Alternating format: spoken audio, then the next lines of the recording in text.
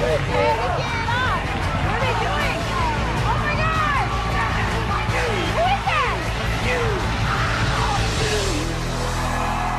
award-winning talk show host Ricki Lake!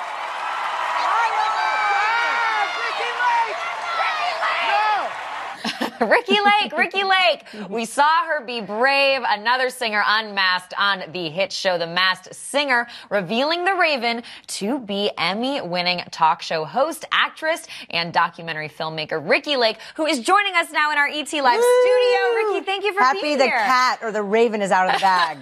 Yeah, I love you cheering for yourself just then, because here's the thing. How crazy was this whole process for you? It's over now. You're unveiled, but it seems like it was a wild ride. It was a wild ride. It was a journey for me, and it was very cathartic. You know, you and I were talking off camera about, you know, the loss of my husband. It really helped me in honoring him, and it was silly and fun, and what's surprising is what a huge hit this thing turned out to be. Oh my gosh, that's another thing we were just talking about before we got going here, because it's been such a huge hit, a hit in Korea first, now here, getting another season. Did you have any idea that it would be a runaway hit like this? No, but Dina Katz, the producer, and the woman who cast both me in Dancing with the Stars and in this, she said this is going to be huge, and I was like, really? She's a pro. She knows. She knew, and I did it really for the fun. I mean, I'm all about reinventing myself. You know, from doing Hairspray years ago to doing a talk show to making documentary work. You know, losing 100 pounds. You know, it's like I'm all about changing it up, and this was a great way to get back to my singing, and it was a blast. Were you a little skeptical at first when you heard about it? When I heard about it, I passed initially. So Dina, I didn't see her name attached, and she offered it to me, and I was like, no, it sounds silly. It sounds like it's not for me. And then she came back around, and she's like, look, this is going to be really fun for you, and it's going to be huge. And I was like, well, and I love the idea of being anonymous. You know, I love the idea of, like, you know, the secret, keeping a secret, even though that's not my strong suit. It was a lot of fun. Yeah, I'm really glad I did it. When you first see that costume, though, do you think, am I seriously wearing this? I chose my costume. I got to choose it. But it's so elaborate. It's kind of wild. Yes, it was heavy, and I had sciatica. So I had this bout of sciatica that I'd never had before, so I was having trouble walking during the shooting of that. But it was fun, and I loved the Raven, the story behind the Raven, the phoenix rising from the ashes. I'd been going through a very dark time, and it resonated. Like the songs I chose, I felt like they really went along with my story.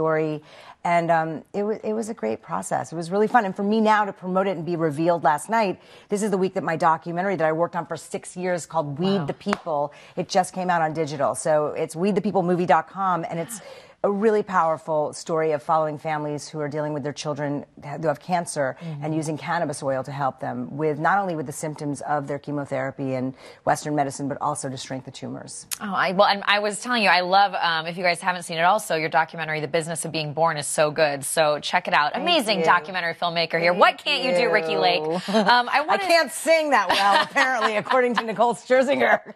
She's like, that's not a professional singer. And I'm like, well, actually, I used to sing professionally when I was younger, when I studied for 10 years and I was a musical theater major and I sang on the Hairspray soundtrack. Yeah, but I'm not as good as some of the other people. You're like, hey, I'm getting my groove back a little bit, okay? I was trying. I'm behind the mask here.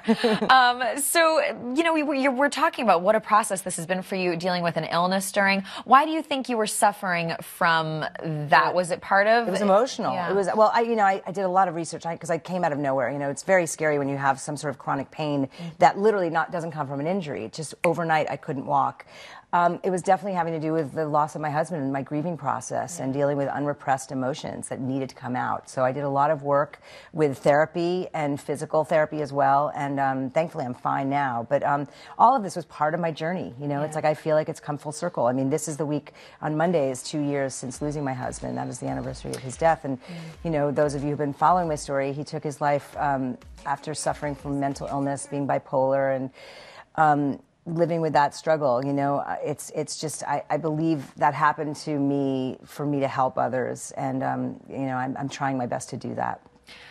That has to be, sometimes I think life, you know, things are going along and then we get thrown a lot at once. And you're talking about this week here where it's your documentary coming out, being revealed on the show, this 2-year anniversary. What does that do to your emotions? It's just Life. I mean, my life, I always say my playa name at Burning Man is never boring because it just isn't. You know, there's always, I mean, I wouldn't trade anything. I mean, it's terrible that I didn't get to have my beloved for as long as I wanted him. I wanted him forever.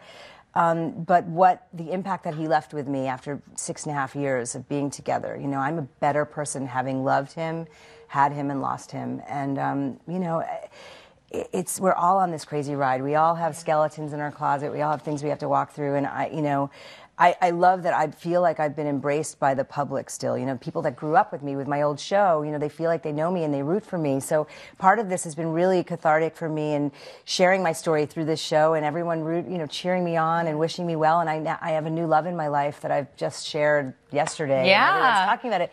But it's nice that I get to share my joy. I've shared my despair and my loss, and now I get to share my joy again. Was there one moment in doing the show and in the show being part of this kind of cathartic process for you? Was there one emotional turn for you, one moment where you thought, I have kind of had a breakthrough here doing this? During the show, all of it. Like every day I wake up and I live in authenticity and with integrity. I try, and it was really fun to sort of get into this character and to sing to the audience and to tell my story through clues, and now to have it be out there. I'm very relieved that I don't have to keep a secret anymore, because I'm terrible at keeping secrets. Well, can I ask, is it, hearing you say, you didn't have the time with him that you wanted, but I love hearing the way that you're talking about your husband. Did it take you a while to get to that place to look back and say, I'm grateful for the time that we had? I wish I'd had more. How have you gotten to the place all right of it. now? It's all of it. I loved him so much, and I honor him every day by living my life to the fullest.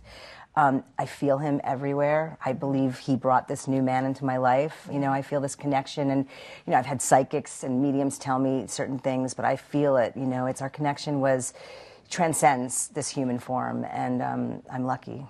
What would he have thought of you doing the show? And did you kind of think about what his response would He actually always wanted to be a singer. He didn't have the best voice. Sorry, Christian Evans, wherever you are. You had lots of other gifts, but God doesn't give you everything. But he loved the idea of learning to sing. So he would be cheering me. He is cheering me on everywhere I go. When you were making the decision, did you kind of think he would have wanted me to do this? Yeah, I do think that. And he was by my side during Dancing with the Stars, which was really hard for him. He was very private. Mm-hmm. So for him to have to sit in the front row and have a camera on his face when he'd see me cutting dance to get his week, response. it was not easy for him, but he would always be a supportive partner. Yeah. He'd love me doing this, I'm sure. He was my biggest fan. Well, I love hearing you say that you have this new man in your life and that you feel like your husband brought this new guy to you. What is it about this guy? Oh, he's amazing. He has an amazing clothing line that everyone should know about. It's called One Golden Thread. Well, there he is, onegoldenthread.com. She just lit up a little bit, got a big smile on her face. He's wonderful. He reminds me somewhat of Christian. His ability to be in the present, his kindness, his really beautiful, kind heart. And he's healthy. He's not mentally ill, And I now get to see the difference of living with someone who's bipolar and always dealing with depression, and how hard it is to motivate and get out of bed. And my husband had chronic pain. I mean, this guy is, making stuff happen, and he has a life of his own. And I'm very much I have such respect for this person, and it's really a beautiful thing that came out of nowhere. It seemed you went through what you went through with your husband, but now it's a different relationship, and you seem at ease in this. Yeah, and I think it's the older I get too. Yeah. I'm much more discerning now in my, I just turned 50. Happy birthday. Thank you. Well, how long did I say that? September. I turned 50 in September. No, you just did. But yeah, I really, my time is precious to me. Yeah. And so who I choose to let in and who I choose to spend my time with, and he's definitely worthy of my time. I love hearing that. Well, again, you have so many talents, and it's been such a fun journey to watch you on the show. You talk about being someone who can't keep secrets. Did you have kids? Did your kids know? They knew I had a secret job. They did not know anything about it. Really? How hard is it to keep this secret from your kids? I signed my ass away on this thing. I signed an NDA, and I took it very seriously. But literally, I've been an open book my entire career. Everyone's followed my journey. I've been, hard on my sleeve. And that was the hardest part of this job, was actually keeping my mouth shut, particularly after the show started airing and it became this runaway hit. People would say to me on social media, hi, Raven. I have to ignore it. I have to ignore the people I don't know and the people I do know. Uh-huh. And when I did have to say it, I'd say, oh, I've heard a lot about that show, but I haven't seen it. Yeah. I got to check that out. Oh, you were really throwing people off. Okay. Not really. I'm a terrible liar. Well, I wonder, did you think people would figure out it was you? I mean, what did you think of the response? I thought I would be the obvious choice, and I actually have a theory. I think everyone knew it was me, and I think it made the audience feel like they're smart. You know, I was the one that took it for the team. Because they got to feel like they can figure something out. Yes. We have to have some kind of success in this process. I think so. Okay. They need to, feel like they got something figured out. But it was interesting because Robin Thicke is the one who figured it out, and he figured out from my mannerisms, from me doing this with my heart, which I do all the time, and I used to do on my old show, and I do this with my old show. He had to be a big Ricki Lake fan. Who knew? I mean, it's so funny when you think of these people that you admire, and to think they grew up watching you. It's very surreal. Can I ask? I mean, I'm sure you could ask this all the time, but it's the age and time of reboots. Do you ever see yourself getting back on a talk show couch doing that again? I really don't. I mean, come? well, that's not true. That's not true. There's a project that I'm shopping around that's actually not specifically a talk show, but there's talk elements. I love the idea of the nostalgia factor of my old show, all the silly things we did with the doorbell and the I don't know, but it would have to be different. I'm not going backwards. So if you were going to do it, totally new format. Totally different, innovative, but like touches of my old show. Because, I mean, it was a phenomenon. I mean, in many ways, it was a phenomenon back then, like The Masked Singer is to now, Oh my gosh. It came out of nowhere. And now we're going to get more Masked Singer, right? Yes. Getting another season. Anybody, and look, I mean, it would be a reveal, but is there anybody who you would be like, you were thinking, oh, this person was perfect for this show? I mean, there's a lot of people. I saw Holly Robinson Pete, who's an old friend of mine. I saw she said a message to me. She'd be great on the show. Oh my gosh. But and I think I'd be great as a judge on the show. Yes. Well, and I wanted to ask you too, because your kids are grown, so you kept it from your kids. Almost. I'm counting the days. My oldest is going to be 22. My youngest is turning 18. Oh, this is big. Yeah. Is that freedom for you? You guys? Freedom. Although they never ever really leave, but yes, I'm looking forward to my youngest going to college in the fall. What does this mean for Mama? Are you like, I'm taking a trip? I'm doing. Oh, I do it anyway. Yeah. I go to Burning Man. I have had a great balance of play and work and motherhood. Yes. But what was it like for you to take that NDA so seriously, to really not tell anybody? Is it isolating to live in this kind of silence where no one knows what you're doing? Well, it was only a period of a month or so. The job. Though, that's yes, and I kind of forgot about it because it's like I think they were planning to air it in the fall, and then they pushed it to January.